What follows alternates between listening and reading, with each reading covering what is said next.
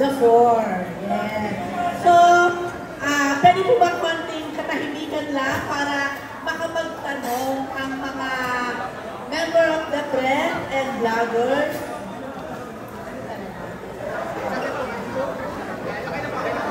Okay. Sige po. Pero bago magtanong ang ating mga member of the press, congratulations, Kalista. Alam nyo, napakalaki ng improve ninyo. Basta, from the very beginning na nilaunch kayo, way back 2022 kayo. Hanggang sa ganito na, from the styling, from speaking, performance, very good. So, congratulations. Okay, bago sila, siguro, ako muna ang katanong. Ano yung feeling nyo ngayon after 3 years? Tama ba ako? After 3 years, from 6 members, 4 members na lang kayo ngayon. And eto, meron na kayong intro. Pakilala ka para alam nila ako sa isa. Hello po, I'm Anne of Calista. Siyempre po, sa totoo lang po kanina po, nung nagpe-prepare po kami for ngayon, unang panood ko po ng video, which is pinapakita po yung 6 kami, tapos naging 4. Talagang bumubuhos po yung luha ko. Na-witness po ni Dennis yun. Talagang bumubuhos po talaga siya. Hindi ko napipigilan po kasi parang doon ko po nasubaybayan yung journey namin na okay ngayon, abot na lang talaga kayo. And though sad po siya pakinggan na nabawasan kami, it's also a blessing din po para sa amin kasi I have this 3 members with me. And hindi po siya naging madali na journey, but it's a fulfilling journey for us kasi masasabi po namin na nakaya namin siya, nakaya namin lahat ng challenges. And sobrang laking blessing po na malalakas po yung members ko kasi ako po pinanghihinaan po ako ng loob, pero pag nakikita ko po silang positive, malakas, parang nahihila po nila yung energy ko. So, ayun, masaya dahil may panibago po kaming EP. Dati nag-aantay lang po kami, okay, single release, ganyan. Pero ngayon po binayayaan kami na hindi lang isang kanta, okay. It's a whole EP, it's a brand new opportunity for us. That's why we're very, very thankful to the management for this opportunity. And to God for giving us the talent po na mas ma-improve pa namin. Yan lang po. Thank you. Anyone? Meron pang gusto sumagot? Okay na. Okay. Sige, let's open the floor.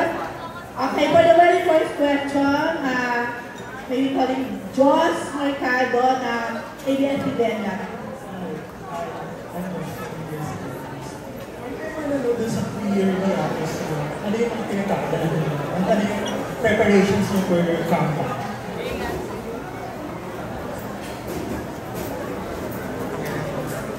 Well, as of now po, hindi po natatapos yung training, and for this comeback po, sobrang nag-prepare po kami when it comes to dancing and singing. And hindi lang po yun, syempre po, sa mga ideas din po, nag-research po kami kung ano yung mga magagandang theme, ano yung magagandang tunog, kanta, and siguro po, pati na rin po sa mindset namin kasi mas kailangan pa po namin tatagan yung sarili namin kasi alam namin na mapapagod kami na gawin tong comeback na to. And thankfully naman po na nairaas po namin ang lahat. Kahit po nagkasakit yung iba sa amin during this comeback na EP album, nairaas po lahat and naging maganda naman po yung result. Tsaka, ginawa po namin sa EP na to is talagang iba-iba yung songs. Talagang flavors na sabi, iba-ibang flavors. Kasi ayaw po namin mag-stick sa isang lang na genre. So gusto namin paglaruan ng iba't ibang genre para naman mas marami kami may bibigay sa fans. And ayun nga sabi nila na parang yung LNK yung bumagay sa aming kanta. So, gusto din namin dagdagan pa yun ng R&B. Pero hindi lang doon nag-stop yung paggawa namin ng kanta. I mean, ng genre. So, nag-try pa kami ng iba't iba. Ano lang ha, curious, kasi nung nag-start kayo, sobrang babagets mukha. Ngayon, ilang taon na kayo? Ako po, 24. Ako po, 24. Ako po, 21. 23 po. In fairness, mga 20 na to. Okay. Are you okay, Josh? Okay. Second question ko, ano yung feeling na ganun yung sa inyo ng fans niya? And ano yung mga natatanggap yung feedback from the P-pop community? Siyempre po, sa industry yung ginagawa po natin talagang sobrang importante po yung mga fans. And binibigyan po namin ng importansya. Lahat po silang nandito ngayon. Shoutout sa all the A-listas. Though, nakikita ko sa Twitter po kahapon na tinitweet nila from Lucky 7. Dumami, as in, nagulat ako, sabi ni Ate Ella, more than 50 yung nag-register. Dapat po talaga 50 lang talaga yung pasok. Pero dahil sobrang dami nilang nag-register, pinagbigyan ko na sila ng aming management. Kasi ayun nga po, sobrang importante nila. Tsaka yung mga sigaw niyo talaga, yun yung nagpapabuhay. Ginaganahan po kami mag-perform, lalo pagka nandyan po sila. And alam po namin na lahat, bawat isa po sa kanila dyan bini-wish na sana mas dumami pa tayo. Diba? Kaya sobrang thankful po ako na hindi kami apat lang yung nagmamanifest para sa amin, kundi lahat silang nandito kasama namin na mangarap din para sa success ng kanila. Okay, sure na yan. Okay, thank you, Joss. Next is Natalie Tumada ng Philippine Star. Hello, Tanista. Congrats. Thank you po. Ako curious ako, di ba nag-start kayo as, we were there actually, nag-start pa kayo. So, from 6 to 5 and now 4. Kayo, what kept you going kayong apat na parang you stayed on sa group talaga at hindi kayo nag-quit? At may times ba naisip nyo mag-quit na ba? Siyempre, una po, nakakalungkot. Pero, kasi po, itong mga itong kasama ko, hindi sila yung bumitaw agad. Gusto namin ipagpatuloy po kahit na walang kami or nabawasan kami. Kasi, wala parang ito po talaga yung gusto namin. Ito po yung passion namin. And, ayun po. Wala. Masaya lang po kami na nandito kami ngayon, panibagong journey na naman as for nagpapagalan. Tsaka po, hindi rin po kami yung basta-basta susuko kasi alam po namin, marami pong taong nagtitiwala po sa amin. Una-una po yung pamilya po namin nandiyan para sabihin na, go na, kaya mo yan, kaya mo yan. Laging sinasabi na, baka ito na yung taon nyo. Kaya po, hindi kami napanghihinaan ng loob. Siyempre po, yung suporta din po at pagmamahal ng mga A-listers, yun din po talaga yung, yun po yung parang, it keeps us going po dito sa journey namin. Ayan. And siguro po, what kept us going is, ano po, kami po, tiwala po namin sa isa't isa and yung mga pangarap po namin. Kwento ko lang po kasi po, nagmamanifest po kami, gumagawa po kami ng video, sinusulat po namin lahat ng mga pangarap namin, ang gusto namin nangyari. And hopefully, na-checkan naman po namin isa-isa.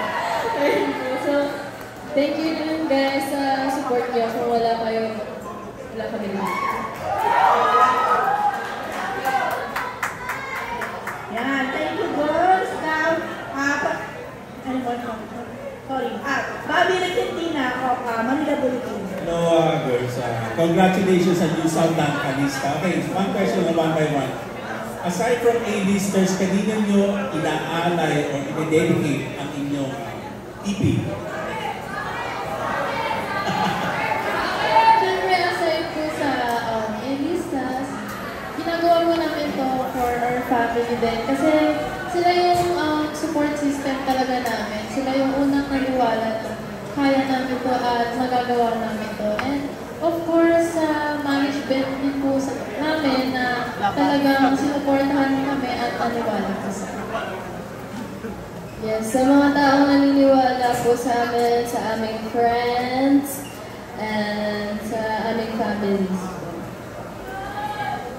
At syempre po, kay God din po. Hindi mawawala na yun. Siya yung nagbibigay sa amin palagi ng strength na magawa namin itong EP and syempre sa families din po namin.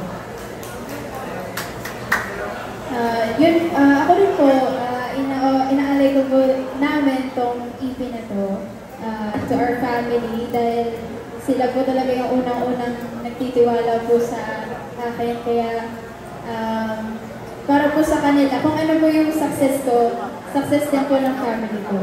And syempre po, sa management din po namin, dahil hindi po mangyayari itong launching na ito if it weren't for them. So, sa our boss, sa our board of directors, and sa lahat po ng nasa likod ng camera na hindi po natin nakikita na talagang kami po yung nakakita ng lahat ng efforts po na pinupost nila. Kaya, kung ano man po yung maging doors na mag-open po for this EP, for sure po sila din, sobrang saya din po nila para sa amin. Kasi kasama po namin sila sa journey na ito. Ito naman, ang Dean ng Marites University, June Nardo. Thank you, Bobby. Thank you po. Thank you po. Congratulations, ito na naman kayo. Dahil nandun kami nung nagsisimula kayo ng anim. Diba? You were there. Now you're here. Ayaw ba, Rose? Of course! Dapat nauna na kayong sumikat kaysa kay Bini. Diba? Wala naman ganyan. Ano yung bakit ano? Tinataon na naman sila. In God's perfect time. Wow!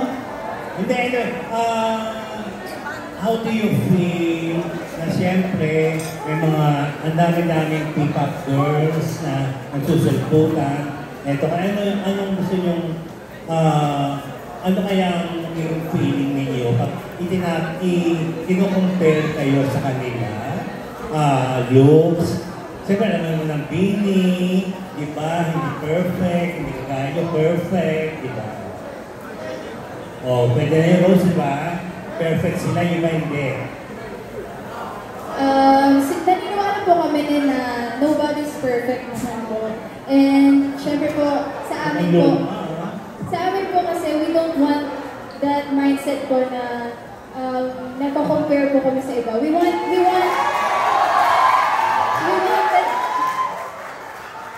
po na parang kami lang po yung kalaban namin. Wala po kaming kinakalaban na iba kasi naniniwala po kami na sa industriyang to.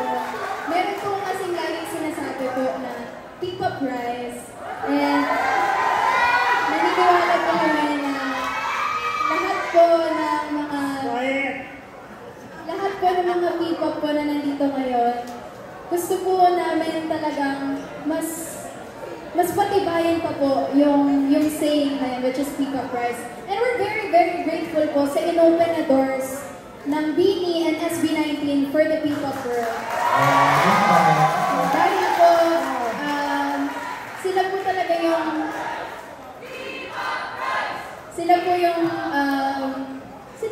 yung nag-open ito hindi lang po sa P-pop fans, also to the casual listeners po. Kaya mas naging malawak po yung market po ng P-pop. Kaya ngayon po, mas nakikita natin na mas madami pang umuusbong ng mga P-pop groups because they know na someday And they're also hoping that someday na ma-reach din po namin yung gano'n na stage po ng P-pop. Also, kapag po kasi nagko-compare ka po sa iba, parang nahihinder po yung growth mo as an artist. So watch as well, parang kalabanin mo na lang po yung sarili mo and parang gawin mo po yung motivation to improve for the craft na ilalabas ko po in the future. Nakakatuwa naman. Thank you po. Pwede mo mahingi na reaction ng ibang members, nakalista. Kayo. Yes, and ano po, Galingan nyo, talbugan nyo siya. sinusuportahan po namin sila dahil kapag kami nakikita po kami P-pop na umaangat po, mas nai-inspire po kami na mas maglabas na po ng music na ma-appreciate po ng mga tao. And ayun po, support po kami P-pop Rise. With the two girls, mga meron kayong gusto i-share. Ayun nga po ang sabi niya ako. Ayaw po namin ikumpara sa iba. We don't compare ourselves to other people kasi we are a league of our own. So, di naman po namin intention na maging mas greater pa sa iba kasi nga gusto namin lahat kami sabay-sabay aangat. So, Viva Craft! Okay, yes. And syempre po kaya po kami may Quiet muna. dito kasi Masalita kayo. nakikita po namin talaga yung mga ibang P-pop dito. Kaya ayun po, P-pop Rise lang po tayo. Hindi po natin kailangan mag-compare sa album. Kasi darating din po yung time natin. Nice attitude. Ayan, tama lang yung attitude. Pero, andyan naman si Maristel and Rose to guide you. Huwag muna kayong nag-asawa, ha? O ayan, may video. Thank you. Huwag mo na daw mag-aasawa. Pero ano, be proud. Kasi si PhD, ay si Dean Junardo, isa kayo sa kilala niya, P-pop talaga. Meaning, di ba? Rose mo talaga ang kalista. Hindi ko kilala iba. Yun lang nagtataray. Kaya thank you, JS. Of course, like, maybe ko lang, Chad Solis ng Manila Field. Hi, Kalista. First, congratulations. Ayan. So, ang ganda ng bagong tunog nyo ngayon. Ayan. Yes. For my first question, recently, may P-pop group din na nag-revive ng Bongga Kaday. So, ano yung mako-comment nyo dito? Or if you want to clarify anything? Okay, wait lang. Siguro, mas better na sumagot dyan. Ang pinaka-talent manager, sinasabi niya ang title niya. Pero alam ko ito sa instrument ng malaking improvement, pagbabago ng kalista. Please call it Sel Fernandez.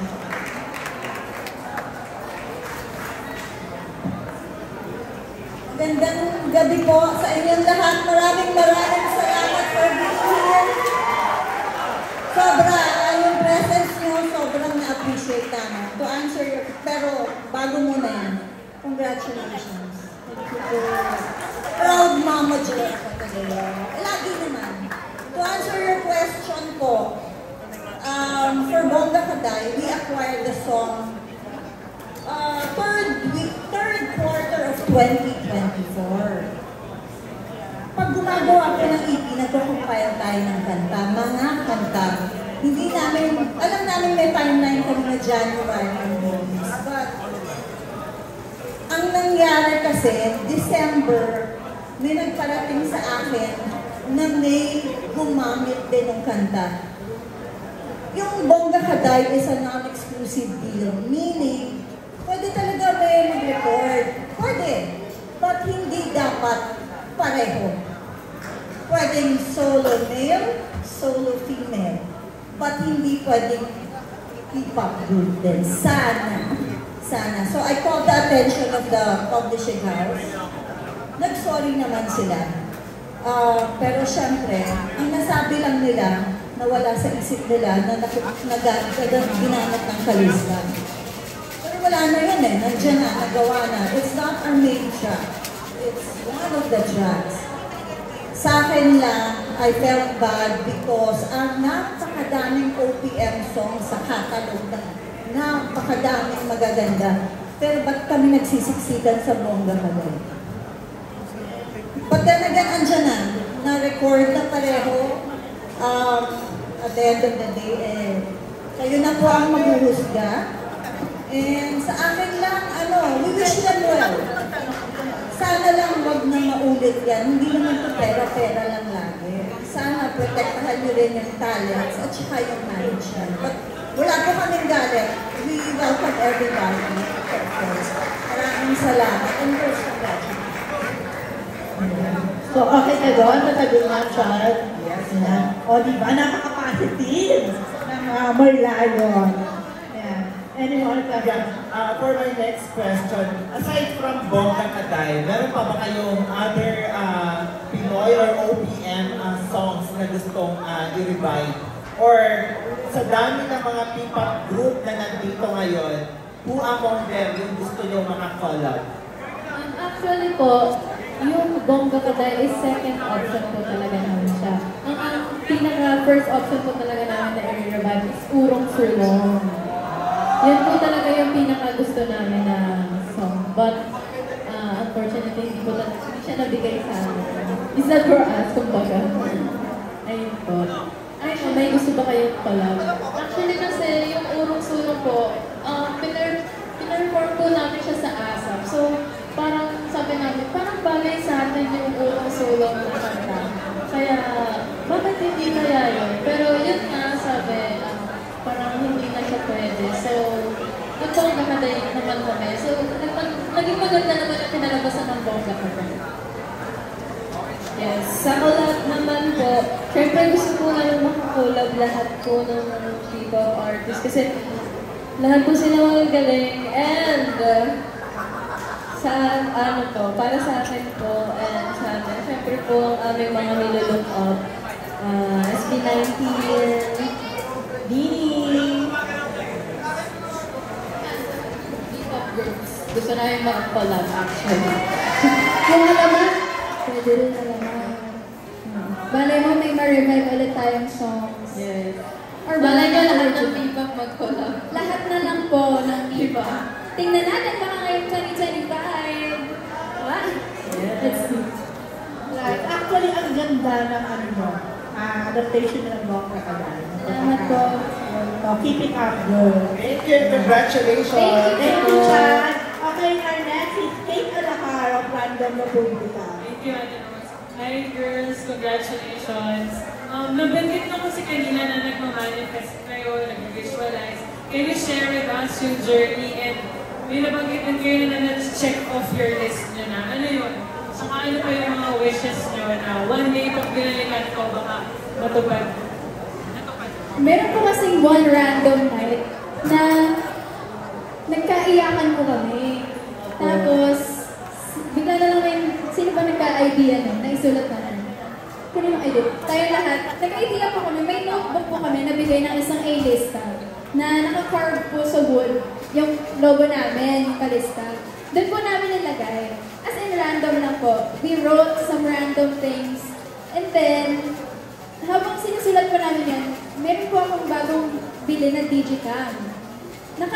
Ano po talaga siya, naka-record. Then, nung tinignan ko po yung sa Digicam, sobrang malas po dahil hindi po umabot yung memory. Kaya po ang naging, ang tanging natitirang ebidensya po ng pagmamanifest namin is yung notebook. And actually, nung isang araw lang, binuksan natin yun. Dalawa na po doon yung na-check namin, which is yung sana maka 100k streams yung song namin. Ano po yung isa? Ano po yung isa? Magkaroon ng madaming song ba? Magkaroon na? Magkaroon ng... Bumuo ng maraming songs, which is ito na po, yung EP. And ano po ba yung nandun? Na pwede natin i-share. Nagsulat po kami doon na sana magkaroon kami ng bagong Christmas song. Kasi pinangkilig din po ng mga fans. And actually, yung Christmas Rush po yung #1 na madaming streams sa Spotify. Well, I think magsa 700k streams na po. Sana po makapag-world tour. World tour agad. Nationwide po na. Nationwide tour. Regional tour. And then, malay po natin mapagbigyan po ni Lord na world tour. And hindi naman po masamang maghangad po or mangarap po dahil libre naman pong mangarap. Kaya kami talaga ay dream girls. Tawag na dream girls kasi lagi po kami nag-dream. Lagi po kami nangangarap na someday. Kasi ito pong EP na ito dati po dream lang po namin. And look at us now. We have it already. And napapakinggan niya na po. Kaya ayun. Congratulations. Thank you po. Next, I'm going to ask some questions to John Bueno. Thank you to myself. Okay, well, ladies, congratulations sa inyo. Ngayon ko lang narinig yung alas 12, but I think that's gonna break barriers for you guys. Can you tell us first, yung mismong song, who wrote it? And can you give us a short story on how that landed into your lives? Andito po ngayon yung Flip Music. Andito po sila. Ang bumuo ng napakagandang alas 12. And tinap po namin sila. Sila po talaga yung na-eye ko namin na gumawa ng main track, which is alas 12.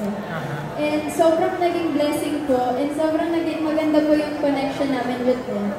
Kasi pagkadinig po namin agad ng demo ng alas 12, parang meron pong nag-pull na strings sa mga hearts namin. Sabi na, ay, ayan na yun. Ayan na talaga yung pang main track namin.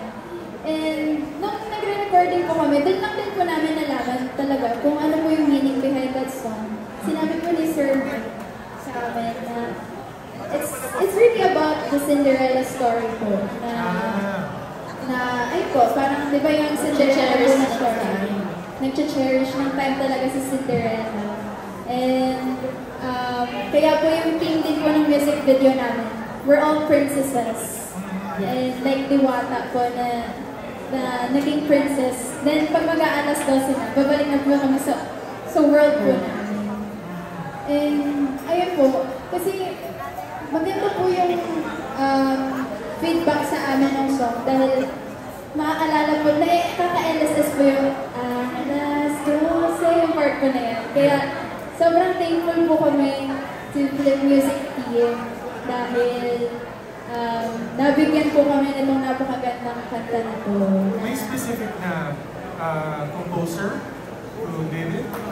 Si Sir Bojang, si Beatrice, si Sir Mike, sila po ang nagtulong-tulong na magawa po ang song for Road this song. Are you planning to do several dance videos specifically for TikTok or other social network platforms so that, medyo ma-replace utak ng Filipinos or other countries yung song na yan? Because if you want to have it viral, it should come in a song or a dance, perhaps. Siyempre po, magkakaroon po kami ng dance challenge sa alas 12. And yung kanina, live performance. And ayun po, magkakaroon po siya ng dance challenge. Magtatag din pa kayo ng other celebrities kasi I'm sure you have celebrity friends as well. I-engano nyo ba sila to do the dance? Oo naman po. Siyempre, hindi namin maiwasan. If given the opportunity po na magkaroon ng time na makakolab po sila, why not po? And yung mga ibang P-pop groups din po, nakikipagtalab din po kami sa kanila. Okay. Ng aming dance challenge. Oh, this is my second question. I'm sure you felt a little sad about, a couple of members departing the group. But ano sa tingin nyo yung parang advantage now that apat na lang kayo? Ako siguro yung advantage namin ngayon is sobrang mas nag-bond pa talaga yung relationship namin. And naging hands-on talaga kami sa mga kantang gagawin namin.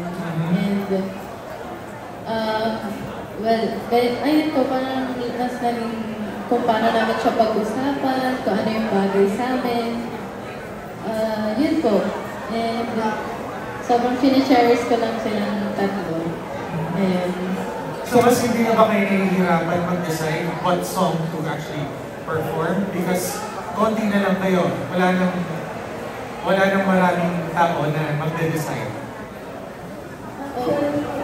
Ano naman po, parang same na naman din po kasi parang kami pa rin naman po and chemistry pa rin po siya. Parang pag may nagsabi-suggest na to, parang oo nga, pagbigyan namin yung suggestion ng isa, hindi yung, hindi yan, parang hindi yan bagay sa akin. Hindi po kami nag-aaway. Open naman po kami sa mga suggestion ng bawat isa. Kung may suggestion siya, ipagsasama-sama namin para maging as one siya. Okay. Thank you so much, ladies. Thank you po. Thank you, Jan. Nag-question pala ako. Wala na kayong plano magdagdag. Close na. Kumbaga, final four na. Opo. Actually, okay naman kayo. Parang Blackpink. Anyway, yan. Next na ako tatanungin, Alan Policarpio ng Ecuador.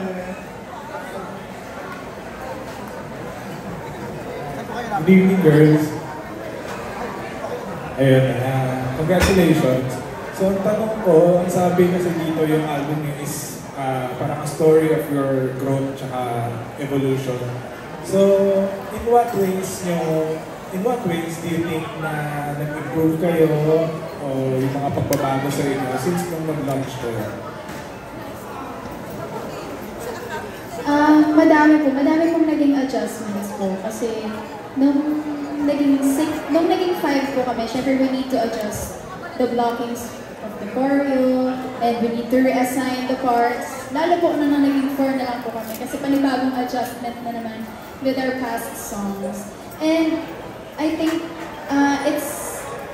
it's a good adjustment na din po kasi sabi ko po na especially with harmonizing, yun po yung technical side. Nung naging 4 po kami, with the help of our coach po, Coach Zev and Coach Sam,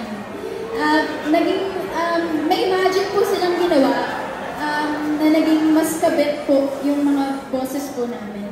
And ngayon nga parang minsan po parang nagtetengahan na lang kami ng kung okay ano bang tono dito kasi parang mas kumabit po yung boses namin sa isa't isa.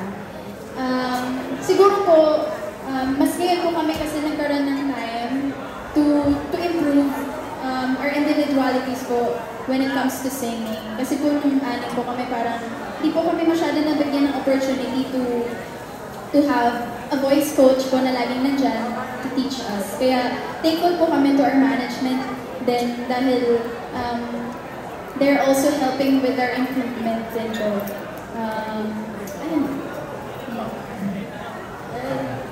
Siguro po, nag-mature din when it comes to like mindset. Mas kabit pa po kami, mas bonded. Kasi apat naman kami, lagi namin nakikita yung isa't isa. Halos may kapalit na po kami ng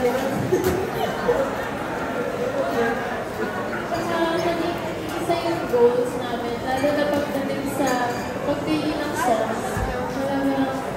Lahat kami, I agree kami dito, hindi kami nagtalo na, ay parang hindi bagay sa amin yan. Pero lahat talaga nung napili naming songs, talagang agree kami lahat. So, ayun, wala namang problema sa aming apat sa pagpili ng mga ganyan. Kanta, and lalo na din sa choreography, lahat kami ay okay na okay. And napansin ko kasi sa mga songs nyo, either Tagalog siya or Taglish. So, sa tingin nyo ba mas effective yung ganong kanta when it comes to connecting with your audience as a P-pop group? Feeling ko po, hindi naman po siya parang it's about the language din po. Kasi po with debut song, which is Raystar. It's an all-English song. And I think it's about the audience po kung paano po nila tatanggapin. I think now, that's kung bakit po siguro kami nag-dive into full Tagalog or Taglish po, is because gusto po namin na parang itong audience naman yung matouch namin. Kasi po, pagka kumakanta ka po ng Tagalog song, mas makaka-relate sila. Lalo po pag hugot, and then pag Taglish naman, pwede siya yung dancey-dancey. So it also depends po sa song and sa concept po na malalabas natin. So let's see in the future kung makakapaglabas po ulit kami ng all-English song. Thank you and congratulations. Thank you, Alan. And for our last question, here's Richard Paglitawan ng Lion Heart. Good evening. Congratulations, Kalista, sa EP, sa first EP. So, kanina nasabi na parang sa preparation din dito sa EP na 4 is nagkasakit na kayo, ang dami niyo pinagdaanan. So, syempre, since na-launch na to, start pa lang to. Paano niyo kinokondisyon yung sarili niyo and paano niyo inahanda para sa mga mas bigger pa na gagawin niyo, especially start pa lang ng taon?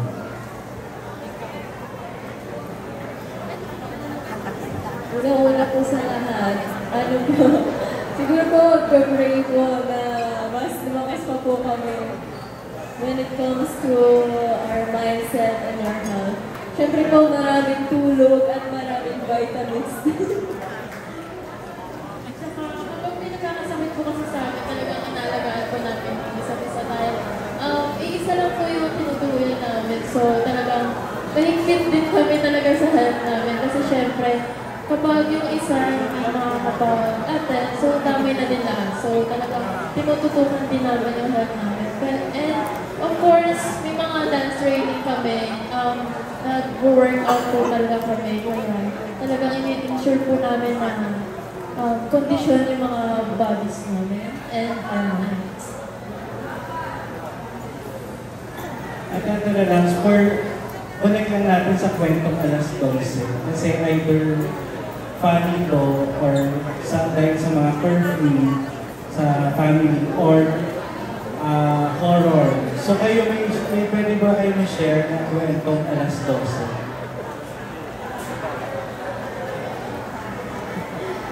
Ako po, coming from a family po na talagang bawal po kami mag-sleep over. Siguro yun na lang, curfew na lang. Di ba, Ma? Ma, shoutout sa iyo. Di ba, mag-aalas 12 na, umuwi ka na. Sasabihin ni Mama yan. Pag kunyari half day po sa school, pagka talaga alas 12 na, uuwi po ako. Kasi susunduin po nila ako. Wala po akong choice. Kundi umuwi, pati ko lang papa ko. Siya po yung nagsusundo sa akin eh. Hindi po ako pwede mag-commute. Kaya, alas 12 na, umuwi ka na. Ayan pa. Activity sa school. Alam mo, alas 12 na ako na ito ipausan. Yung deadline, 11. Deadline mo. Ano ba? Pagka nung bata ako, imbis na, di ba pagkatapos kumain? Alas 12 na, matulog ka para lumaki ka pa. Siyempre, pag alas 12 na, makain na. Pag alas 12 na, it's showtime na! It's showtime! Kasi init. Yes, I'm your K-pop Bunny. Thank you and congratulations. Thank you so much po. Thank you, Richard. And ayan, thank you, Kalista. And maraming pang song. Kumbaga, yung i-claim